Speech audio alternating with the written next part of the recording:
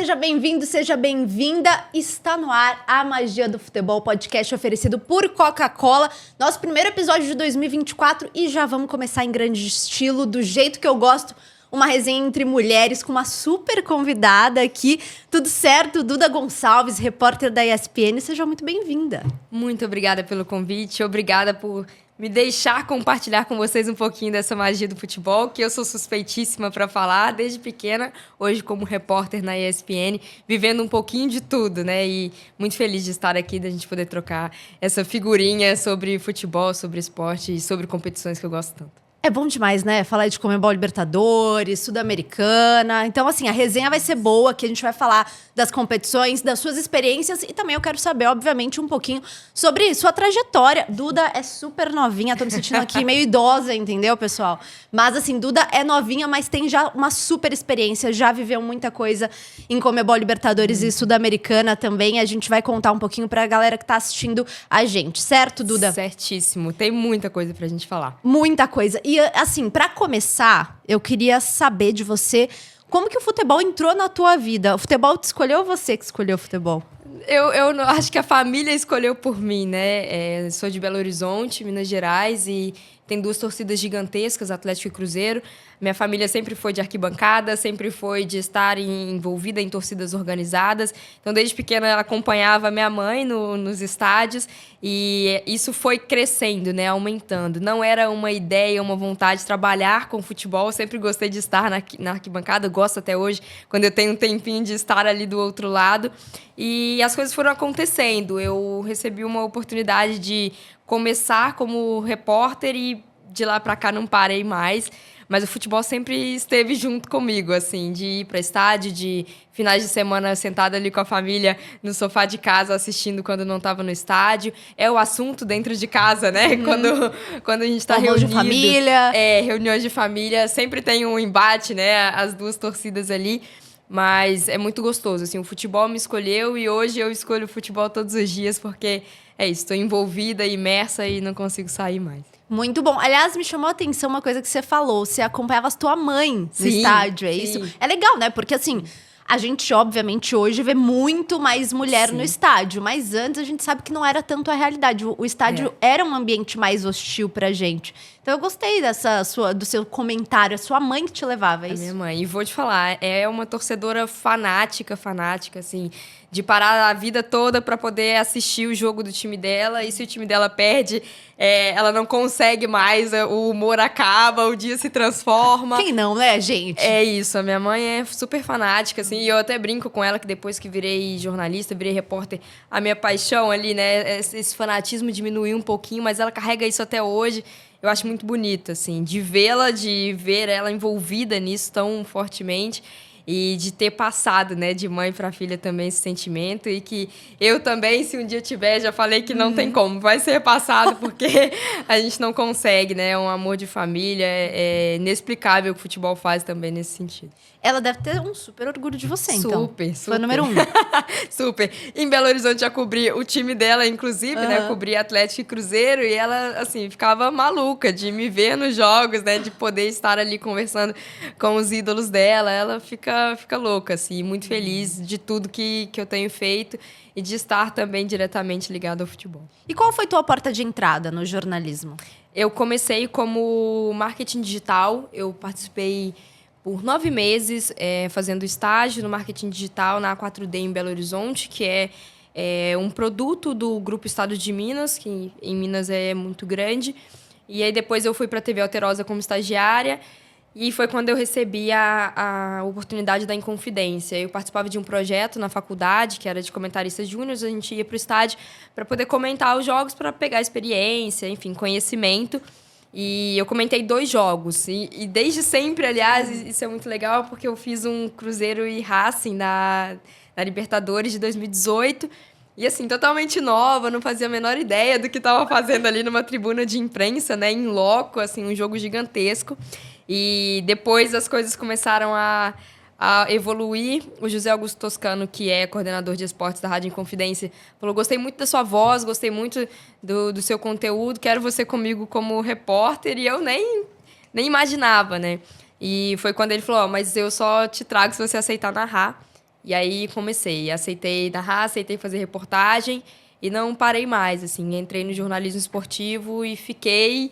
E tô aqui até hoje, assim, nesse mesmo embalo. Mas foi basicamente isso. Estágios e depois comecei na Inconfidência, que foi minha casa, e até hoje é, assim. Legal saber que a Conmebol Libertadores teve uma importância, principalmente nesse seu pontapé inicial, né? Sim. E você falou sobre narração. Você também entrou na ESPN Sim. por conta da narração, né? Exato. Justamente pensando nesse mercado de mulheres, que até pouco tempo narradoras eram poucas. E aí eu comecei substituindo a Isabelle Moraes na Rádio Inconfidência e participei do Narra Quem Sabe em 2021, a segunda edição do Narra Quem Sabe pela ESPN. E eu queria justamente me desafiar enquanto comunicadora, de saber o que eu conseguia fazer. E mais de 330 inscrições, fiquei entre as 5, depois das 5, as 2 finais, fomos eu e a Isa selecionadas, contratadas pela ESPN. E entrei para ser narradora da ESPN de esporte a motor, de tênis, de basquete. E pouco tempo depois, justamente por conta da Libertadores e da Sul-Americana, a ESPN acaba me trazendo para reportagem, né? Comecei a fazer algumas participações ali em Belo Horizonte com a América, inclusive, que eu cobri por muito tempo em BH, na Libertadores de 2022. E aí fiquei na casa como repórter, assim.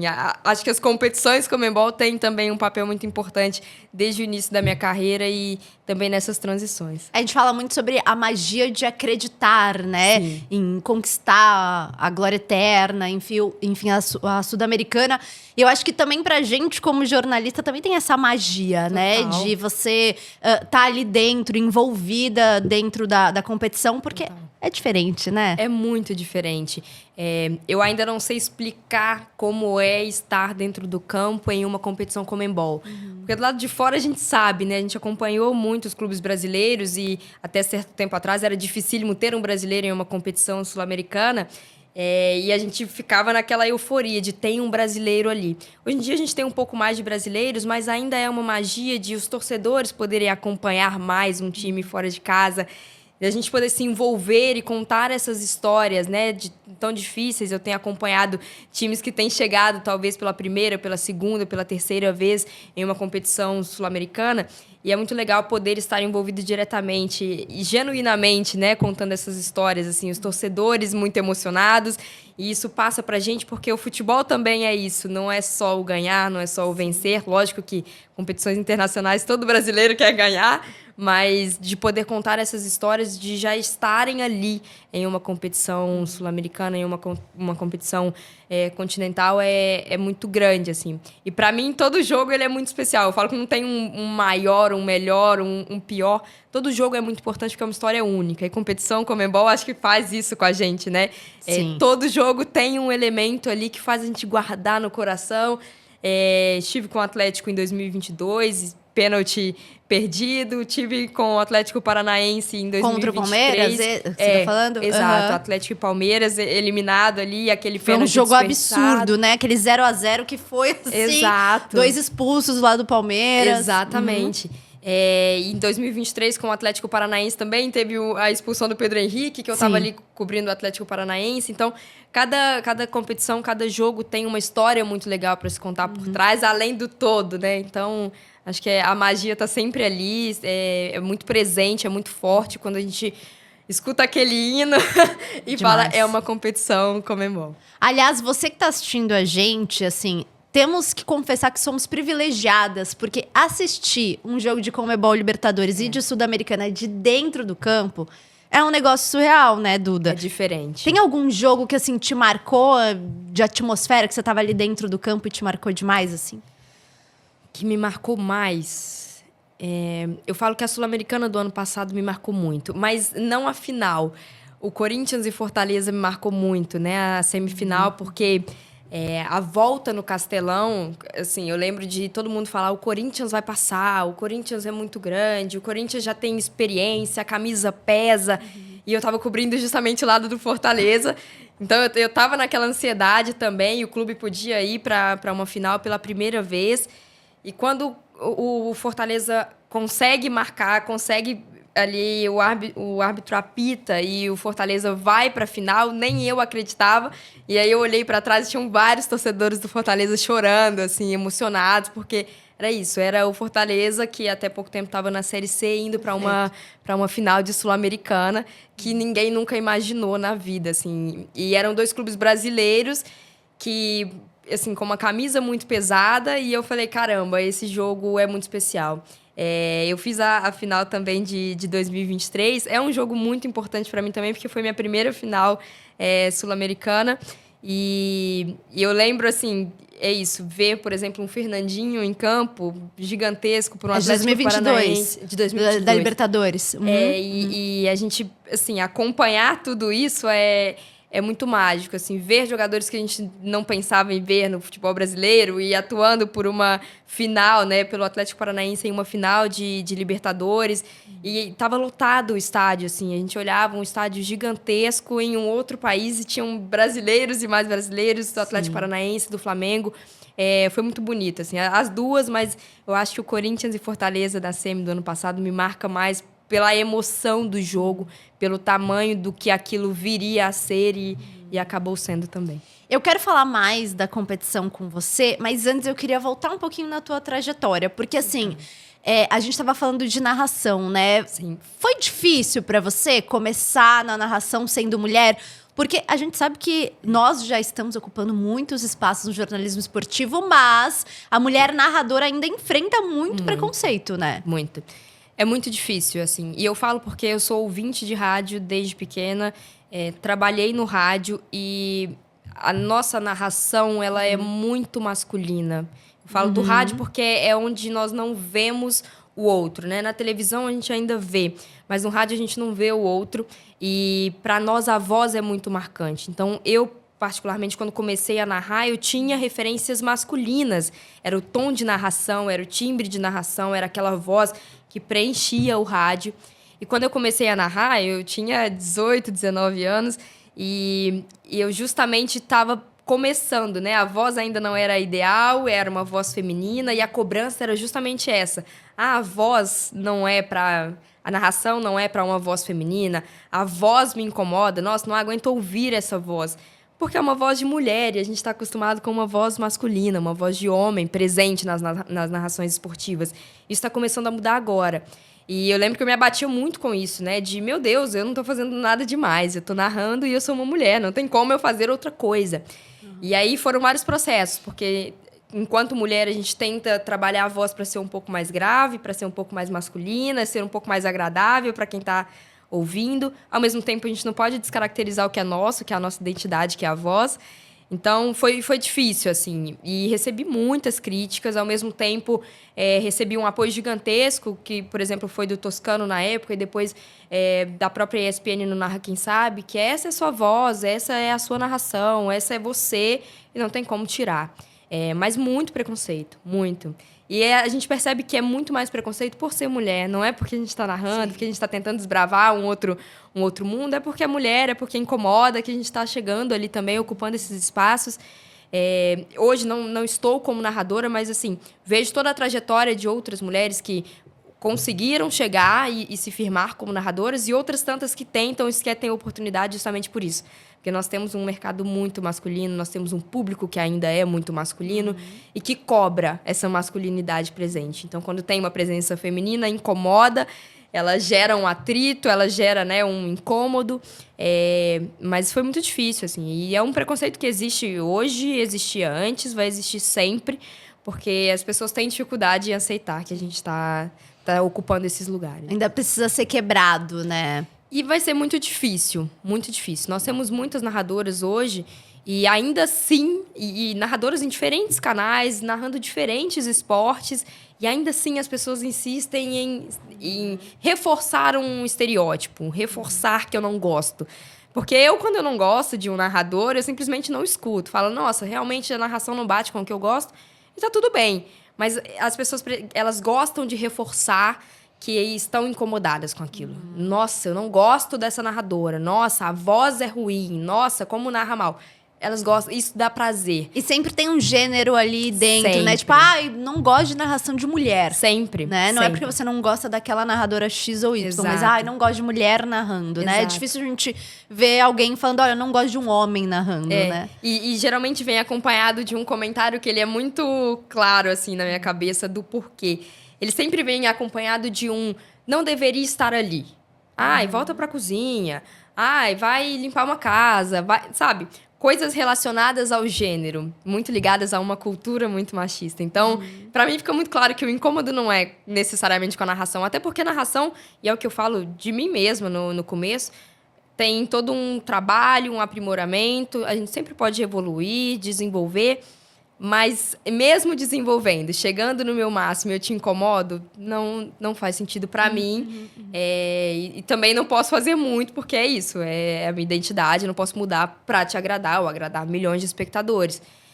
Então é sempre isso, é o gênero, é a cobrança e o incômodo que acabam dificultando um pouco o nosso trabalho. Assim. Se você for ligar pra isso, a gente não faz. Sim, não. Mas assim, como diria Zagalo, vão ter que nos engolir, né? Vão ter que não nos tem engolir. jeito. E cada vez mais. Exatamente, cada vez mais. E assim, tem uma outra questão, né? Sobre falar de ocupar espaços. Você é uma mulher negra. Sim. Então você tem noção, você tem consciência da referência que você se torna, principalmente porque quando nós somos, né, mais novas, enfim, Sim. a gente olha e projeta o que a gente quer ser no futuro, a gente sempre tem uma figura.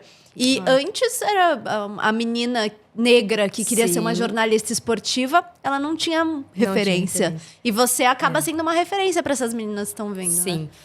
Eu acho que são 2 caminhos que eu tento fazer hoje. O primeiro de mostrar a possibilidade de fazer ponte, porque assim, não vou dizer que foi fácil chegar e tenho absoluta certeza e falo isso sempre, que qualquer deslize, ainda mais sendo mulher e sendo mulher negra, qualquer deslize ele tem um peso dobrado.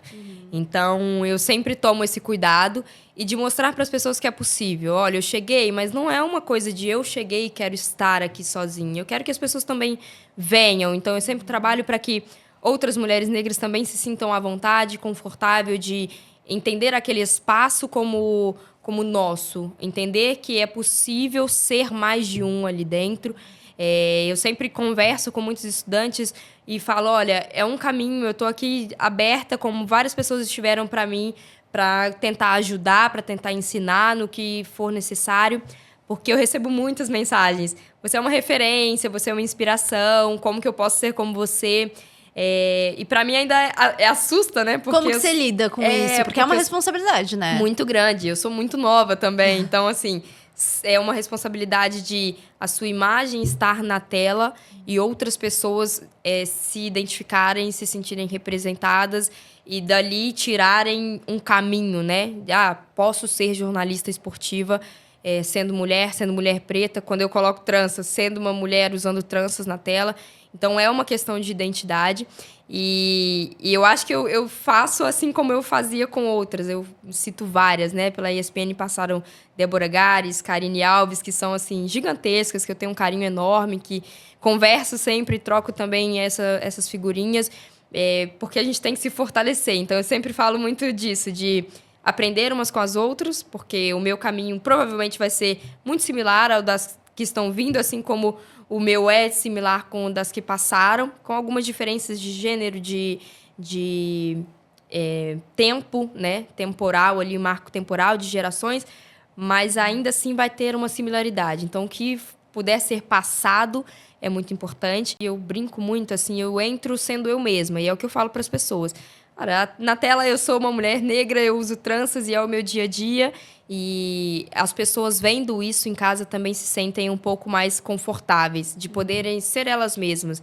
O sonho, ele é super válido, eu falo isso também. Eu sonhei muito para chegar onde eu estou hoje e continuo sonhando, mas tendo os pés no chão. Eu sei que é dificílimo, eu sei que tem racismo, eu sei que tem machismo, eu sei que esses tropeços todos que a gente vai dar na vida naturais, eles estão sendo vistos, mas, bom, somos seres humanos e, a partir daí, todos nós vamos passar pelas Todo pelas mundo que mesmas trabalha dores. exposto está sujeito Exatamente. a qualquer tipo de... Então, assim, eu tento tornar tudo o mais real possível, sabe? Porque as pessoas entendem que somos seres humanos, temos todos esses problemas culturais, temos todos esses problemas dentro das redações, e eu cobro muito representatividade em todos os lugares que eu passei, em todos os lugares que eu ainda vou passar, critico todos eles, mas já é um caminho nós estarmos chegando e fazendo com que seja possível outras pessoas chegarem também. E assim, tem essa responsabilidade que você falou, né? Sim. Mas quando você falou que você recebe muita mensagem de meninas e tal, além dessa responsabilidade, como que você se sente com isso? Você se sente, assim, privilegiada? Você se sente feliz em ver que meninas estão te procurando, meninas semelhantes a você que estão te procurando? Muito feliz, assim. Porque, primeiro, eu já fiz isso com muitas pessoas, né? De, nossa, te vi na TV, me senti representada. Como é legal ver uma pessoa igual a você na tela. De sentir mesmo que, de alguma forma, é possível, né? Até pouco tempo atrás, tinha pouquíssimas mulheres negras no jornalismo esportivo. Então, sentir que é possível. E de sentir que elas têm coragem de vir até mim e de que eu estou num caminho certo, sabe? Elas mandam desde cabelo até maquiagem, ao que aliás, tá belíssima, tá? Obrigada. Tenho que reforçar aqui. Até o que eu posso usar ou não usar. São coisas que parecem pequenas, mas que no dia a dia pra gente é muito importante, né? Comportamento, como chegar, como adentrar esse espaço. Então, não é só uma questão do esporte, do futebol, ou, enfim, do basquete. É como um todo. Essa representação, ela vem muito carregada. Então, eu fico muito feliz porque elas se sentem confortáveis e têm essa coragem de vir até mim. E na hora, assim, geralmente todas que eu recebo, eu respondo na hora, porque eu fico feliz e tento retribuir aquele carinho, aquele sentimento que está acontecendo ali no momento, né? Nossa, te vi, gostei. Já encontrei com alguns pais, inclusive, que falam: minha filha te vê na TV e fica feliz, quer usar o mesmo legal. cabelo, sabe? E crianças menores, né? Então, assim, para mim é muito gratificante, porque quando a gente entra no ar, a gente não tem essa intenção de gerar uma representação, de gerar ali, talvez, uma emoção diferente. Mas quando isso vem tão natural, e aí eu falo, bom, tenho essa responsabilidade, vou continuar tendo essa responsabilidade, o que eu posso fazer para melhorar? Então, geralmente, eu converso com essas meninas, com essas mulheres, eu mando vídeos, né? Enfim, alguns pais já vieram para mim, isso é muito legal. O pai fala: minha filha estuda jornalismo e ela é sua fã. E aí eles param aí, e ela é sua fã. E eu falo: não, qual é o nome dela, onde ela faz faculdade, posso mandar um abraço, posso mandar uma mensagem, gerar um tipo de contato, porque é essa proximidade que para mim é mais importante do que a responsabilidade e a representatividade. É que fazer com que elas se sintam parte disso tudo. Assim, eu falo sempre que eu sou só a Duda e tá tudo bem. Mas elas têm num patamar de a Duda Gonçalves da ESPN. Claro. Então, eu tento sempre aproximar e gerar mais pontes do que barreiras, porque barreiras a gente já tem muitas, né? Muito legal. Muito bom, assim, esse seu depoimento. Mas agora vamos falar um pouco da competição. Quero saber o que a Conmebol Libertadores representa para você. Eu acho que é uma magia, né? Quando a gente se lembra, e eu estava anteontem em Buenos Aires, e aí eu estava fazendo essa reflexão. Quando eu lembro de ver clubes tão grandes jogando uma competição Conmebol, e eu pequena assistindo em casa, eu falo, caramba, um dia eu já estive no sofá torcendo, seja a favor, seja contra, mas tendo a dimensão de que esse evento é gigantesco, assim, é gigantesco. A gente, até vivendo a gente não consegue dimensionar, eu ainda não consigo dimensionar. Mas de fazer esse paralelo de criança... É uma noite de Libertadores. É uma quarta-feira de Libertadores. E é uma quinta-feira, é um silêncio que, sabe, diz muito sobre a emoção que as pessoas sentem, a apreensão que as pessoas sentem. É difícil de escrever, porque, assim, é aquele gol nos últimos minutos de um mata-mata da Libertadores, que ou seu time está eliminado, ou seu time vai passar e... talvez vá para uma final. Aquele frio ou talvez... na barriga constante, né? Exato. Ou talvez vá para um Mundial. O peso da Libertadores, o peso da Sul-Americana, das competições Conmebol, eles trazem consigo uma magia e eu acho que, hoje, como jornalista também falando, uma integração com o futebol e com a cultura que não tem tamanho, assim. é muito legal a gente poder, como eu estive, pensar numa Sul-Americana, mas em tantas vezes uma Libertadores com o Boca Juniors gigantesco, e falar em cultura, falar em integração de dois países, falar em rivalidade de dois times, como hoje a gente está, né, construindo ainda mais com Palmeiras, com Flamengo, de times brasileiros batendo mesmo frente a frente com times argentinos, que são muito fortes em competições Libertadores e Sul-Americana. É uma magia sem tamanho, assim. É o que lota um estádio, é o que para uma cidade. Pra gente, né, como jornalista, é quase um ápice, assim. É uma Copa do Mundo, uma Libertadores, uma final de Libertadores, assim. É diferente demais a gente sentir isso na pele, né? Eu gosto muito de brincar com o hino, porque pra mim é o que diferencia. Sim. É quando o estádio fica em silêncio para começar marca, o hino, né? é a marca, exato. E quando o jogo acaba, que a gente pode falar, meu time jogou uma Libertadores, meu time jogou uma Sul-Americana, fez história nesse dia, como, né, para mim é sempre histórico, mas assim, fez história com um feito, um marco muito grande, e isso para mim representa, porque é diferente, não é todo ano que a gente vai ter o mesmo time, não é todo dia que a gente vai ter o mesmo jogo, não é todo dia que a gente vai ter os mesmos jogadores, então não é o campeonato, os campeonatos nacionais, eles têm essa magia, mas acho que a gente se acostuma. Com a Libertadores e Sul-Americana, a gente nunca se acostuma. É um título diferente, né? E eu acho que, assim, o nosso continente, tudo que envolve as competições Conmebol, né? Tanto a Conmebol Libertadores quanto a Conmebol Sul-Americana, tem alguns ingredientes, como, por exemplo, estádios místicos. Sim, você tem a altitude, que é uma coisa sim, que faz parte da geografia de alguns sim, países daqui que não tem em outro lugar. Então, acho que tudo isso faz parte da mística mesmo da competição, né? E você falou, né, que você estava na Argentina. Eu queria até saber um pouco mais dessa sua experiência vivendo um Boca Juniors e Fortaleza pela Sul-Americana. Eu já estive na Bombonera, ano passado, inclusive, estava no jogo do Palmeiras, né, na semifinal. E é muito louco viver a Bombonera, né? É muito louco. É isso. Quando eu entrei no estádio, assim, é justamente isso que a gente estava falando da competição. É místico. Porque a gente cresceu assistindo e tendo uma dimensão de que aquilo é muito grande.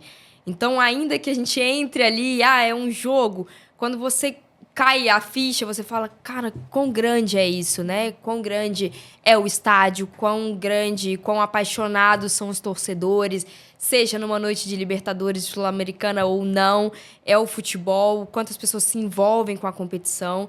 E assim, para mim foi diferente. Foi a primeira vez que eu estive na Bombonera e também com Fortaleza fazendo história, né? O primeiro jogo do Fortaleza na Bombonera pela Sul-Americana. Tinha ganhado do Boca Juniors aqui, então ainda tinha toda aquela apreensão de, meu Deus, o Fortaleza Boca não perdeu do Boca, né? Exato, o Boca Juniors quer uma revanche dentro de casa, o que pode acontecer aqui. E era um jogo que também valia ali a liderança do grupo. Mas eu acho que o contexto todo, ter um estádio lotado, 54 mil pessoas, uma torcida ensandecida pelo Boca Juniors, a torcida do Fortaleza, quase 2 mil pessoas saíram. É maravilhosa, né? Saíram do Ceará para ir para a Argentina, para acompanhar o time, assim como estiveram no ano passado no Uruguai. E estavam ali vivendo o time, vivendo a noite de Sul-Americana. E em algum momento ali eu parei, olhei para aquilo tudo e falei, é uma noite de competição Conmebol. Tô aqui. É difícil a gente, né, trabalhando, cair a ficha, mas tô aqui. Olha quão grande é isso aqui. Seja com o Cavani em campo, né, que eu tava brincando bastante, um Cavani em campo, seja os jogadores do Fortaleza, que hoje eu tenho um carinho muito grande, seja a torcida do Fortaleza como um todo, e representando, assim, né, um time brasileiro em outro país. Eu acho que essa integração que você falou de altitude, de um estádio místico, de uma torcida muito aficionada, como a gente está acostumado com Boca e River, por exemplo, né, que são dois gigantes da Argentina, acho que isso faz a magia também, né? Constrói essa magia toda por trás. Esse sentimento que a gente carrega vem muito disso, dessas noites tão especiais que só saem de competições Conmebol. Acho que assim, Conmebol, Libertadores e Sul-Americana faz o torcedor cometer loucuras, né? Totalmente. Ano passado, em Punta del Este, a gente encontrava gente ali que veio de carro de Fortaleza. De ônibus, exatamente. De ônibus. Então, assim, as pessoas fazem loucuras para acompanhar acompanhar o teu time, né? Acho que isso é muito especial, né? É uma história que só vai ser contada uma vez. E isso também faz com que as pessoas queiram estar muito juntas, né? É aquela final que eu não sei se vai ter outra, é aquele jogo que eu preciso estar presente. Então é isso, quando as pessoas saem de Fortaleza e pegam um ônibus 4, 5 dias para chegar no Uruguai. E ir embora à noite. E ir embora à noite. Detalhe. Exatamente, sem saber o que vai acontecer no jogo, que pra gente é o mais louco, né? E simplesmente chegar e estar lá e falar, eu estive na final da Sul-Americana de 2023. E isso tem um peso, né, que a gente não consegue mensurar. Mas é a presença ali, é contar a história. E é isso, é uma história única. Então, seja no Uruguai no ano passado, seja na Bombonera nesse ano, as pessoas gostam de contar aquela história. E pra gente contar a história como jornalista é o mais especial de tudo, é o mais importante de tudo. Então, acho que é isso. É esse sentimento de cometer loucuras, de ir atrás do impossível mesmo para conquistar, né, um título e largar tudo, vender casa, vender carro, assim, em Belo Horizonte, né? Sendo de BH, acompanhei em 2009 o Cruzeiro, em 2013 o Atlético, é exatamente esse sentimento, né? Conheço todo Belo Horizontino ali, cruzeirense, um atleticano que vendeu um carro, o outro que pegou um empréstimo. Fez aquela dívida, né, fez no aquela banco. dívida para poder ir acompanhar o clube numa final de Libertadores. E, enfim, é isso, sair de casa sem saber o que vai acontecer, mas tá ali pelo time, tá ali pela competição, por aquele momento histórico. É isso, é muito especial. E poder voltar com esse sentimento de eu estive lá, eu fiz parte disso, pro torcedor é muito Você falou dessas duas finais aí, né, que são especiais para as torcidas de Minas. Sim. Falando da mais recente, do mais recente título, que foi de 2013 pro Atlético Mineiro. Você lembra onde você estava esse dia? Tava em casa. Tava em casa? Tava em casa. Era pequena, né? Tava em casa, assim. E até justamente por todo esse frisson que tava em Belo Horizonte, em Minas Gerais como um todo, mamãe resguardou em casa. Vamos permanecer em casa. Mas tava em casa, assim. Eu lembro dessa campanha do Atlético de 2013 e é impossível a gente mensurar também o que aconteceu ali, né? E a gente conversa muito sobre isso. O que aconteceu em 2013, o pênalti do Vitor defendido, o milagre do Horto, que se tornou aquele estádio para o Atlético, né? Recentemente o Atlético inaugurou a Arena MRV e muitos torcedores do Atlético ainda falam não tem a mística que o Independência tinha. E aquele 2013 marcou muito a história do clube, não só pelo título, mas por toda essa sinergia, uma simbiose que acontecia dentro e fora do estádio, assim. Quem estava fora do estádio e não conseguia entrar para assistir o jogo, né, capacidade de 23 mil torcedores no Independência, levava toda aquela emoção, aquele sentimento para dentro.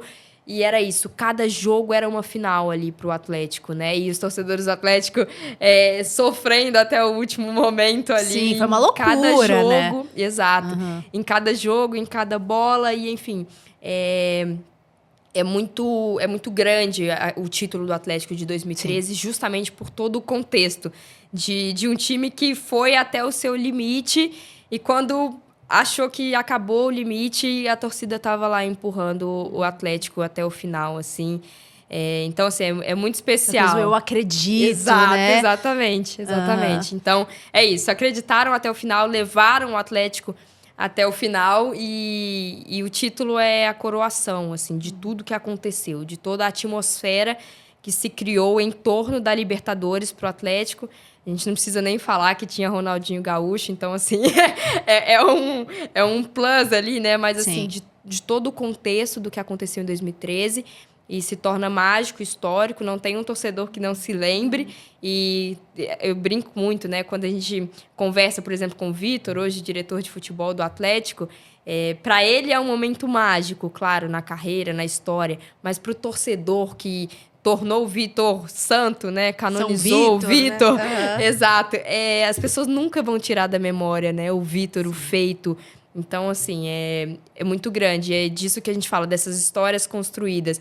O que as pessoas construíram na memória em 2013 com o Atlético não tiram nunca mais, né? E o sentimento ali de estar envolvido é é único, sem dúvida. E por falar no Galo, o Atlético começou muito bem esse ano a Conmebol Libertadores, né? Jogando muito bem. Você acha que os torcedores podem ter fé nessa equipe, que a equipe vai longe? Vou te dizer uma coisa, a gente tá falando de 2013, tem muitos torcedores do Atlético buscando similaridades. Aquela coisa meio de superstição, Exato. né? Tipo, olha aqui, ó, tá igual, pessoal. Olha, eu fui assistir o jogo com a camisa tal, o Atlético tinha ganhado, ganhou do mesmo resultado, tinha jogador X, estão buscando similaridades. Tem muitos amigos atleticanos também em Belo Horizonte, e eles estão, olha, em 2013 aconteceu exatamente isso, mas foi nessa data, eu fui com fulano assistir esse jogo, e assim, o Atlético começou super bem na Libertadores, agora com o Gabriel Milito também. Tem um baita time, assim, a gente não precisa nem falar.